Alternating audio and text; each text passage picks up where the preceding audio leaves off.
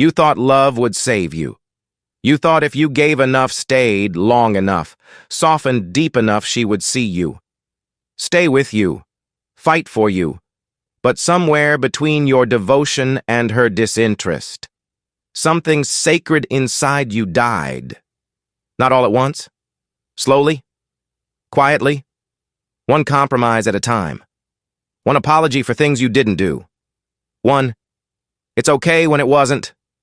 And you smiled through it because that's what you were taught. Be the good man. Be the rock. Be patient. Be kind. But no one warned you a rock that erodes loses its edge. And a man without edge becomes invisible. She didn't leave because you were too much. She left because you became too available, too explainable, too soft. You betrayed your own design to keep her warm, and she felt it. Not in her mind, in her nervous system. That primal intelligence that doesn't care about your effort, your loyalty, or your poetry. It wants weight. It wants direction. It wants to feel the gravity of a man who doesn't flinch when she storms. But you flinched. You bent. And when you did, she stopped looking at you like you were sacred. You weren't abandoned. You were initiated. This is where most men collapse numb, confused, begging ghosts for closure. But this isn't your grave. It's your forge. And if you listen not with your ears, but with your bones, you'll hear what Schopenhauer whispered long before TikTok love gurus existed. The world does not reward softness without strength. Women do not surrender to the nice guy. They surrender to the man who has already claimed himself. You don't get respect by asking for it. You earn it by standing so still in your own fire that the world burns around you and you don't move. This is the beginning, not of romance, of resurrection. You're not here to be chosen. You're here to choose. You're not here to explain yourself. You're here to embody something she can't define but can't forget. Because presence isn't performance. It's gravity. And gravity, brother, is the only thing she can't fake her way around.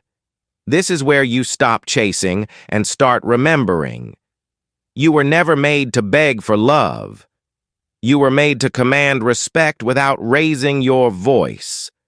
To sit on your throne without asking for permission, to become a man, not for her, but for yourself. And once you do, she'll feel it long before you say a word. 1. The smiling man who's dying inside. You ever seen a man slowly die while smiling? Not in a hospital, not in a war. At the dinner table, in the hallway, in the quiet space between what's wrong and I'm fine. You've seen him maybe in the mirror, holding the grocery bags, nodding through the argument, fixing the Wi-Fi like it's the one thing he can still control. He doesn't rage, he doesn't run, he stays. And every day, a piece of him disappears into her silence, into her disappointment, into that look she no longer gives, the one that once made him feel immortal. That's the tragedy. He doesn't even know he's dying. He calls it patience. He calls it maturity. He tells himself this is what love is supposed to look like: sacrifice, support, stillness. But what he doesn't see is this: he is being erased, not by her hands, but by his own. He thinks he's being strong. But strength without spine is surrender. He thinks he's protecting the relationship. But the truth is darker. He's sacrificing himself to save a story that no longer believes in him. And the cruelest part, he volunteered for it. No one forced him to soften, to bend, to apologize for his fire. He did that all on his own. Because somewhere deep down, he believed the lie. If I love her harder, she'll stay. But love without self-respect is not love. It's dependency dressed in devotion. And the moment she senses it, the moment she feels he's orbiting her instead of standing in his own gravity, her eyes dim. Not out of cruelty, out of instinct. Because a woman can't admire a man who vanishes to make her comfortable. Not because you were weak, but because you betrayed your own design. You stopped being the mountain. You became the mud. And no matter how much she once loved you, she cannot follow a man who's already lost himself. That's the beginning of the end, not when she pulls away, but when you abandon your own center to keep her close. You traded your edge for peace, your presence for predictability, and she felt it. She didn't need to say it. She just stopped laughing at your jokes, stopped leaning into your silence, stopped lighting up when you walked in. You thought she changed, but what really changed was you. That's not the death of a relationship. That's the death of reverence. And once reverence dies, the rest is ritual, the routine, the slow bleed, the everything's fine, that's anything but. And here's where most men lose themselves entirely trying to bring back what was only ever alive when they were not just available, not just kind, but rooted, sharp, alive in purpose. Men die long before the breakup. They die the moment they give up their edge to be kept. That smile you wear while you're dying, it's not strength. It's silence with no direction. But this isn't where your story ends. It's where it begins. You weren't abandoned. You were initiated. Now, rise. 2. What she says versus what she's drawn to. She said she wanted kindness. She said she wanted patience. She said, just talk to me. Be open. Be gentle. And so you were. You bent. You softened. You offered up your emotions like confessions, thinking that transparency would buy you closeness. You followed her words like a contract. But what no one told you, what no man is warned about, is that what she says and what she's drawn to are not always the same. Her mouth speaks the language of culture, but her body, her instincts, her pulse, they speak the language of nature. And nature doesn't deal in shoulds. Nature obeys impulse, reaction, force, presence. She didn't lie to you. She believed what she said. But belief and biology are not the same. You gave her everything she asked for, and still she pulled away. Not because you weren't enough, but because what you became was predictable, over-explained, too soft to spark anything ancient. She didn't feel unsafe. She felt uninspired. And inspiration is what the feminine craves, even when it scares her, even when it hurts her. She doesn't want a man who tiptoes through her moods. She wants a man who stands like a lighthouse in the storm, not immune to her emotions, unshaken by them, not indifferent, just unmoved by drama. That's the paradox. She'll tell you she wants a sensitive man, and then fall heart first for the one who barely texts back. Why? Because that man doesn't orbit her. He doesn't lose himself to keep her calm. He has gravity. And gravity pulls her in whether she understands it or not. Schopenhauer called this the cruelty of nature. I call it the test, not of love, but of presence. Can you remain you in her chaos? Can you stay still when she flails? Can you lead when she resists? That's what she wants. Not to be in charge, but to be near a man who doesn't hand her the wheel every time she cries. That's not dominance. That's direction. And without direction, her respect dies. Without respect, desire dies. And without desire, you become something tragic, safe, sweet, and invisible. Not because you were weak, but because you misunderstood her signals. You heard words. She felt weight. You responded to what she said. But she was responding to who you were when you said nothing. The man who owned his edge. The man who didn't ask to be chosen. The man whose silence had structure. You lost that man trying to become the version of yourself she claimed to want, but the version that stirred her, that made her glow just by entering the room, that man didn't flinch. That man didn't explain. That man was on a mission. And she was pulled into his field like iron to a magnet. She didn't love him because he was reckless. She loved him because he had direction. That's what you must reclaim, not just your power, your polarity, the sacred tension between your groundedness and her emotional electricity. Without it, there is no seduction, no admiration, only boredom wearing the mask of peace. And the moment she senses that boredom, she'll tell you she needs space. Not because she stopped loving you, but because she can't feel your weight anymore. She doesn't want safety. She wants to feel safe around a man who doesn't flinch. So stop listening only to what she says. Start listening to what she responds to. Not with your ears, with your presence. Because the truth isn't in her words. It's in her silence. And if you've lost her spark, chances are that silence already began. 3. Biological attraction. Nature doesn't care about your intentions. You gave her everything. Your attention, your loyalty, your presence. You held her when she cried, listened when she spiraled, stayed when others would have left. You thought that was enough. You thought love was a ledger stack enough selflessness on the scale. And she'd never leave. But nature doesn't read ledgers. Nature doesn't care about your intentions.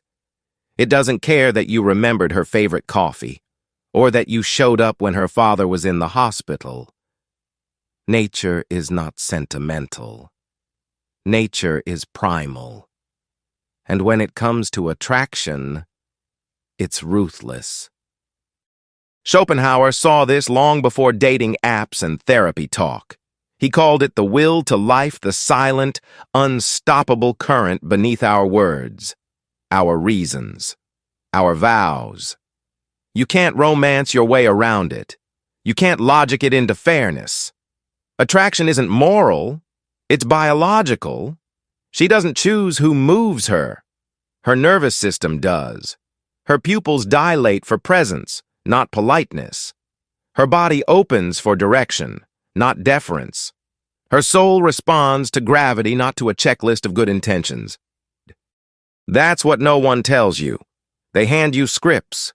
They teach you manners. They tell you to be nice, supportive, understanding.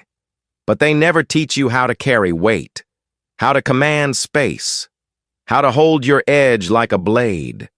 Because no one wants to admit that biology outranks behavior, that nature selects, that women are not consciously trying to hurt you when they lose interest. They're unconsciously filtering you out, not with hatred, with silence, with distance, with indifference that feels like poison when you've poured your heart out. And the tragedy is, you thought being better would save it, so you tried harder, you softened more, you became more available, more agreeable, more nothing. You gave so much you disappeared, not because you were weak, but because you tried to outlove her instincts, and that's a battle you'll never win. You were operating from your heart. She was responding from her biology. And biology doesn't speak English. It speaks power. It speaks presence. It speaks edge. She doesn't want safety. She wants to feel safe around a man who doesn't flinch, who doesn't collapse when tested, who doesn't outsource his identity to her affection.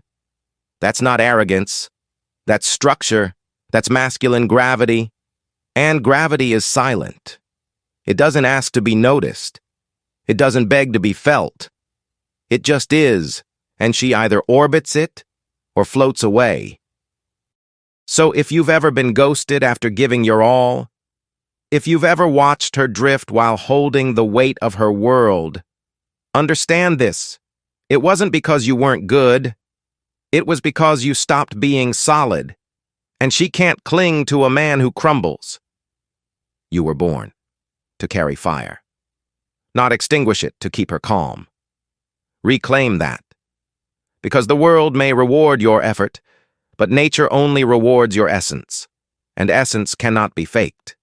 It must be forged, in silence, in solitude, in the fire of being broken and rising anyway. You weren't rejected. You were redefined, not abandoned, initiated. And now you walk again, with weight, with direction, with presence that doesn't perform. That's the man she'll feel before you even speak. That's the man who doesn't chase biology. He commands it, because he is what nature respects. 4. The devotion trap. Why giving too much backfires? You thought love was sacrifice, so you gave and gave and gave, not out of weakness, but out of devotion. You believed, deep down, that real love meant holding nothing back, that if you just proved how committed you were, how patient, how loyal, how willing to bleed for her, she'd see you, stay with you, choose you. But what you didn't see is that the more you gave, the less of you there was to respect. Devotion became dilution, and in your effort to love her fully, you emptied yourself quietly. That's the trap, the devotion trap, where love becomes a strategy, where showing up becomes submission. You told yourself, I'll never be the guy who walks away. I'll be the one who stays, no matter what. You wore that like a badge. But she didn't pin that badge to your chest. She watched you put it on, and slowly, silently, she lost the spark in her eyes. Not because you weren't kind, but because you stopped being a man with edges. You softened into a shadow. You wrapped her in warmth and wonder, but forgot to carry weight. You became easy to access, easy to predict, easy to forget. Schopenhauer said the man who is loved too little often loves too much, not out of power, but out of need. And the moment need enters love, gravity disappears.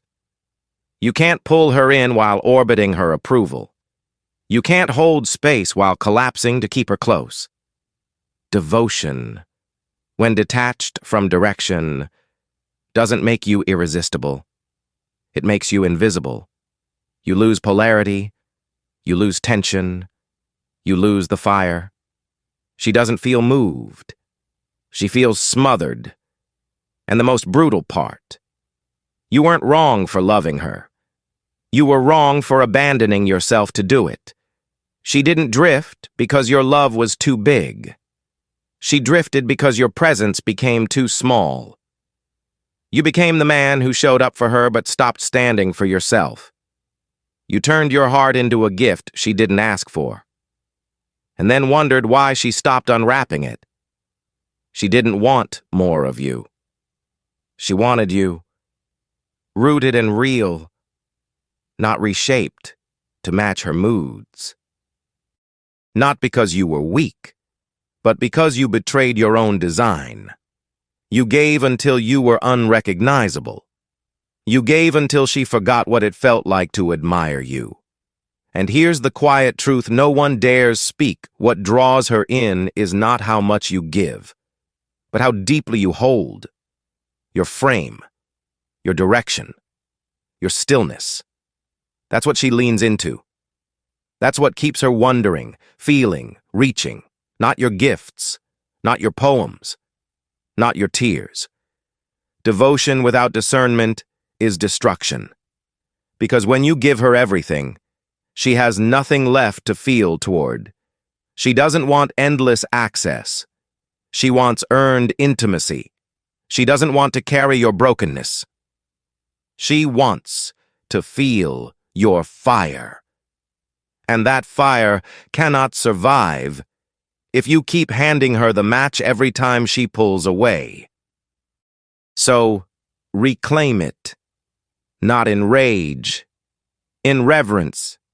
Return to the fire, not to punish her absence, but to rebuild your presence. Because she didn't leave because you were too much. She left because you gave too much and lost yourself. This isn't a story of heartbreak. It's a story of rebirth. You weren't abandoned. You were initiated. Now, carry your devotion not as a gift to win her, but as a gravity she cannot deny. That's how men rise, and that's how women follow. Not out of obligation, but awe. 5. Emotional fluency. Emotional dumping. She told you, I want a man who can open up. So you did. You cracked your chest wide, poured out every fear, every childhood scar, every moment of doubt you buried under your smile. You thought vulnerability was currency. You thought being fully seen would make her feel closer. But instead, she pulled back, quietly, subtly. Her eyes softened, but not in awe, in pity. Her touch changed, her presence dimmed, and you were left wondering why honesty felt like self-sabotage, why transparency felt like betrayal, not of her, but of yourself. Here's the truth. No one teaches men. Emotional fluency is not emotional dumping. Vulnerability isn't vomiting. It's not bleeding out every time your heart trembles. It's not making her your therapist while calling it communication. Real vulnerability is fire in a contained space. Not wildfire, not chaos. It's the man who knows his shadow, but doesn't drag her into it. It's the man who feels deeply, but doesn't become what he feels. You were told to open up, but no one told you how. So you mistook release for leadership, and she felt it. Not in her head, in her nervous system. The weight shifted. You stopped being the one who held. You became the one who leaked. She didn't leave because you felt. She left because you fell apart in her arms and expected her to hold you like a mother, not stand beside you like a woman. She doesn't want your pain. She wants your presence. She doesn't want your breakdowns. She wants your structure through the storm. Not because she's cold, but because that's the design. Jung called it the anima and the animus feminine chaos and masculine containment. She's not wired to be your anchor. She's wired to respond to your depth when it's grounded, when it's forged in fire, not flung in desperation. She doesn't need your unfiltered sorrow. She needs your clarity inside the sorrow. That's the difference between masculine expression and masculine collapse. You can cry, but let those tears fall with purpose, not panic. Let her feel your pain as a pulse, not a burden. You don't owe her your every wound. You owe her your wholeness, your ability to stand, even when it hurts, especially when it hurts. She needs to see that you've been to war inside yourself and came back with a compass, not just scars. So don't mistake emotional availability for emotional dependence. Don't confuse being open with being exposed. Let your fire warm her, not burn her. Let your soul speak, but don't scream. Don't bleed on someone who wasn't built to carry your storm. Because when a man loses the ability to hold tension, he loses the very gravity that made her feel safe enough to open in the first place. You weren't too much. You were too unfiltered. You weren't weak. But you abandoned your frame trying to prove your depth. Emotional truth without emotional leadership is just noise. And she doesn't want noise. She wants resonance. She wants to feel your silence holding shape when words fall apart. That's presence. That's edge. That's the kind of man she follows, not because he speaks often, but because when he does, the room listens. This is your call to rise, not as a man who hides emotion, but as a man who masters it. You weren't abandoned. You were initiated. Now tame your storm. Let your fire speak in silence, and let your heart bleed with intention, not desperation. That's how men are made. That's how kings are crowned. Not for how much they share, but for how well they carry what they feel. 6. Why she fell for you, then drifted. You remember that look? The way she stared at you like you were the center of gravity and she was finally home. Like her soul had just collided with something ancient, something nameless, and all she could do was breathe it in. That look wasn't rehearsed. It wasn't polite. It was raw, reverent, real. And for a moment, you forgot the world. For a moment, you believed what every man secretly hopes is true, that to be fully seen is to be fully safe. She didn't fall for your resume. She didn't fall for your plans. She fell for your presence, for the way you carried your silence, for the edge in your stillness, for the fire you didn't explain. She felt something in you solid, untamed, complete. Not a project. Not a performer. A man with direction so clear it didn't need defending. And she opened. She laughed like she meant it. She touched you like you were real. Because you were. In that moment, you were. And then it faded. Not overnight. Not in screams, in whispers, in distance, in eyes that no longer lit up when you walked in.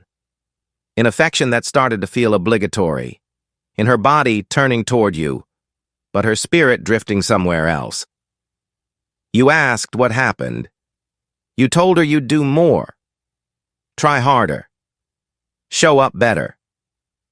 But you missed it. The tragedy wasn't what she stopped doing. The tragedy was what you started becoming. You became careful. You became convenient. You traded your edge for emotional access. You gave her comfort and called it love.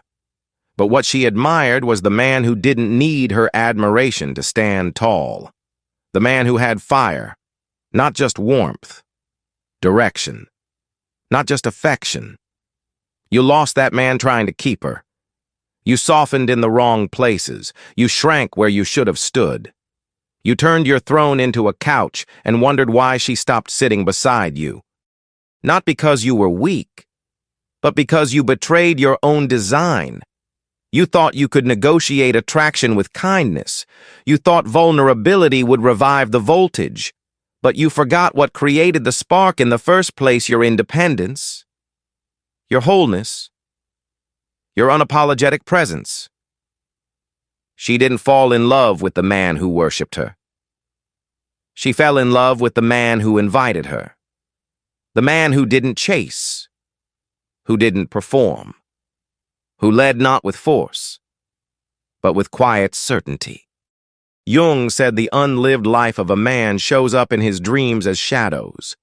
And your shadow was this: you thought love meant becoming softer, when in truth, it meant becoming deeper, becoming sharper, becoming rooted in something so real, so immovable, that no storm could shake you. She didn't drift because you changed. She drifted because you forgot who you were. So stop trying to resuscitate what you lost by giving her more of the version she didn't respect. That's not love. That's erosion. Rise again, not to win her back, but to remember what made her look at you like that in the first place. It wasn't what you said. It wasn't what you did. It was who you were. Whole. Wild. Still, you weren't abandoned. You were initiated. Now stop apologizing for your edge and sharpen it. Because the man she truly wants is the man who never needed her permission to become himself. 7. Don't fix her storm. Be the mountain. She doesn't need you to fix the storm. She needs to know you won't run from it. That when her waves rise, you don't grab a bucket, you anchor your feet. You hold, you breathe, you don't flinch. Because the moment you try to solve her, explain her, control her, you become the boy trying to manage chaos instead of the man who absorbs it with silence and spine. She's not testing your intelligence. She's testing your weight. Can you stay still when the room shakes? Can you remain you when she's not her? Most men think love means comfort. So when she cries, they chase solutions. When she rages, they retreat. When she spirals, they explain. But what she's truly asking is simpler, deeper, older. Are you strong enough to stay? Not fix me, not save me. Stay. Stay rooted when my emotions have no language.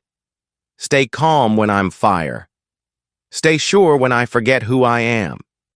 You were told that real men comfort women, that real men soften, and while part of that is true, comfort without structure is noise. Softness without stillness is chaos meeting chaos, and no woman surrenders to chaos. She might collapse into it, but she won't trust it. What she trusts is your throne, your ability to absorb her storm without becoming part of it. That's not indifference. That's depth. That's presence. That's a mountain. You became the mudslide when you were born to be the mountain. You became reactive when she needed reflection. You started managing instead of embodying. And when that happened, she stopped leaning in. Not because she stopped loving you, but because she could no longer rest in you. You became something she had to navigate, not someone she could collapse into. Schopenhauer wrote that the woman doesn't seek to understand the man, she seeks to feel him. And feeling isn't born from chatter. It's born from gravity. From the man who doesn't solve her like a puzzle, but holds her like a storm. You don't calm her with logic. You calm her with being not a man who reacts, but a man who remains. So, the next time she spirals, don't fix her.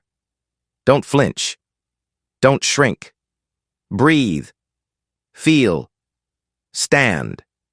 Let her chaos crash against your stillness, and you'll see something wild happen. She'll soften. Not because you solved her, but because you didn't run. You didn't collapse. You didn't need her to calm down for you to stay strong.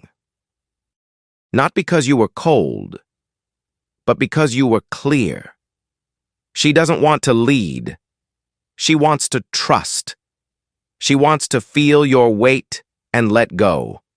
Not because you're perfect, but because you're present when it counts most, when everything else trembles, and you don't.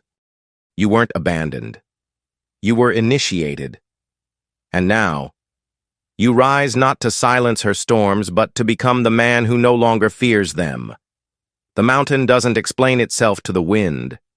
It simply stands, and that, brother, is what makes her believe again. Not in you, but in herself. Through you. 8. Energy versus effort, what actually attracts her. You tried. God, you tried. The texts, the surprises, the little notes, the long talks, the perfectly planned weekends. You gave effort like it was oxygen, hoping if you just gave more, loved harder, showed up bigger, she'd finally see you. stay with you, want you. But she drifted. Not because you didn't care, because you tried to earn what only energy can command. Effort is noble, but energy is magnetic. And what draws her in, what keeps her orbiting, is not how much you do. It's who you are while doing nothing. It's the quiet weight you carry without saying a word. The presence that fills a room without demanding attention. That stillness. That centeredness. That's what pulls her in. Not the performance, not the pleasing, the pulse beneath the posture. You thought effort was the language of love, that if you just did enough, proved enough, pushed enough, she'd melt. But love, real love, doesn't respond to pressure. It responds to polarity, to fire. That doesn't beg to be seen. To the man who stands in his own gravity so deeply. She feels pulled before she understands why. She doesn't want more from you. She wants more of you. Not tasks, not checklists, not demonstrations of loyalty, presence, pure, unapologetic, masculine presence. The kind that says, I know who I am, whether you stay or go. Schopenhauer called it the will beneath the mask, the primal force that breathes through a man who doesn't flinch, who doesn't fold, who doesn't need her affection to remain whole. And that will, that masculine life force, she feels it. In your silence, in your gaze, in your lack of performance. That's what speaks. That's what seduces. You weren't rejected because you didn't try. You were rejected because your trying became noise, and noise is the enemy of polarity. You gave so much. She couldn't feel you anymore. You were everywhere, but nowhere. A man who reached for her approval instead of standing in his direction. A man who gave and gave until there was nothing left to be curious about. No edge, no mystery, no weight. Not because you were weak, but because you misunderstood the game. You were never meant to earn love like a paycheck. You were meant to embody it like a fire. She doesn't fall for the man who works the hardest. She falls for the one who moves her without lifting a finger. Because energy isn't about effort. It's about essence. And essence cannot be performed. It can only be remembered, reclaimed, forged. So stop proving. Start being. Start becoming the man whose stillness commands more attention than his hustle ever could. The man who walks into a room and doesn't speak, but the air changes. That's the man she aches for. Not because he tries, but because he is. You weren't abandoned. You were initiated. Now burn the performance, sharpen the edge. Let your fire rise not to impress her, but to remember yourself. Because when you carry that kind of energy, effort becomes unnecessary, and presence becomes everything. 9. How to reclaim respect without becoming cold. You want her to respect you again. You want that look the one she gave you before the weight of compromise dulled your edge, before the apologies piled up, before the softness swallowed your silence. But here's the paradox. No one warns you about you can't beg your way back into admiration. You can't lecture your way into being seen. And if you try to reclaim respect by going cold, by withdrawing, by weaponizing distance, you don't become powerful. You become hollow. The answer isn't coldness. It's clarity, not detachment, but direction. A man doesn't earn respect by disappearing emotionally. He earns it by returning to himself, by becoming a man whose presence speaks louder than his pain. You don't get there by punishing her with silence. You get there by anchoring in your own.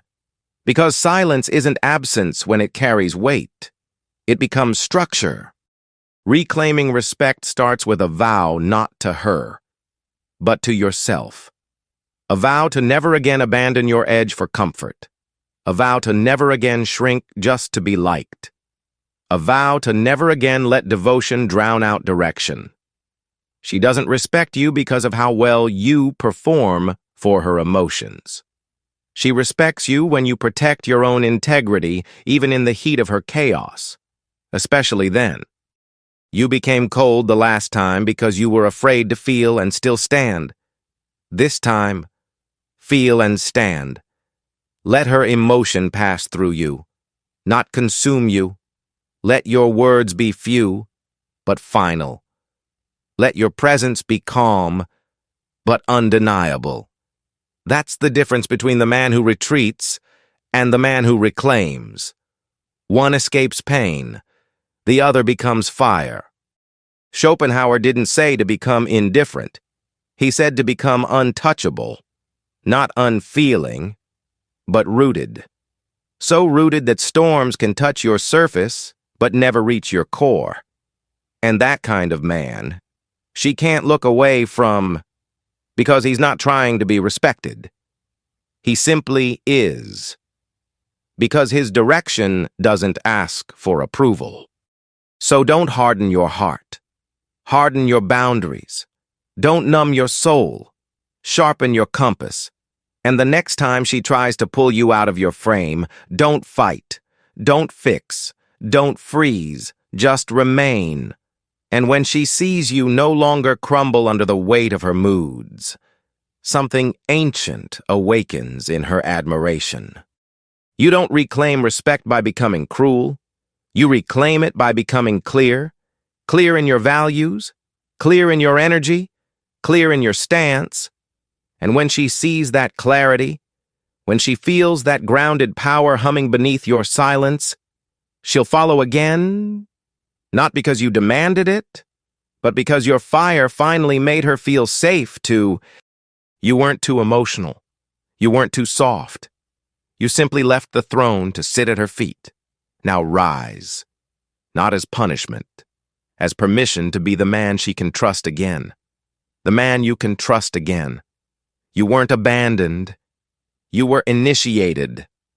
And this vow, right now, is where you stop performing and start embodying. Not to win her back, but to never lose yourself again.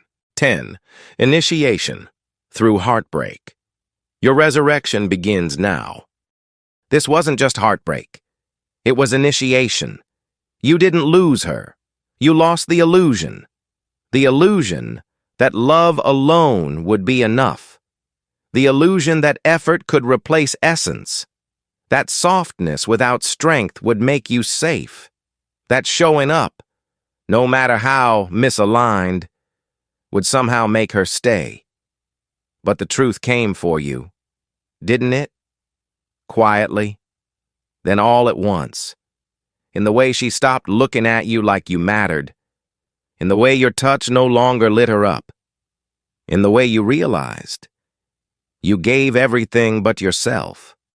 And that's where the death began. Not hers, yours. The slow unraveling of your masculine core.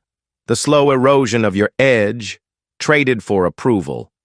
The fire that became a flicker while you begged the wind to love you. But here's what most men never understand. Heartbreak is not the end of you. It's the cleansing. It's the fire that burns off the boy and forces the man to emerge. It's the mirror that doesn't lie. The pain you can't outwork. The silence that strips you bare and shows you who you were, never meant to be. Schopenhauer called suffering the path to wisdom. Jung said you don't become enlightened by imagining figures of light, but by making the darkness conscious. And that's what this moment is. The darkness made conscious. You feel it in your chest, in your bones, in the space where her voice used to echo. And you have two choices: shrink or rise, run from it, or walk through it, not as a victim, but as a man, remembering who he is. Not because she comes back, but because you come back. This is resurrection. And it doesn't begin in confidence. It begins in clarity. The brutal kind. The kind that tells you you abandoned yourself long before she did.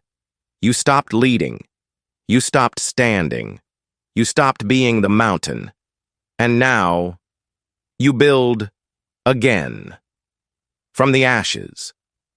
Not louder. Quieter. Not faster. Straighter. Not to impress, but to embody. You don't need to win her back. You need to win you back. The you who didn't apologize for his presence. The you who didn't water himself down for peace. The you who had weight before he had wounds. You don't get him back by numbing out. You get him back by walking through the fire with your eyes open, with your jaw clenched, with your silence sharpened into direction. So let her go. Let the story burn. Let the love rot if it must. Because beneath it all is a man who didn't die. He was forged, not because he was loved, but because he was left.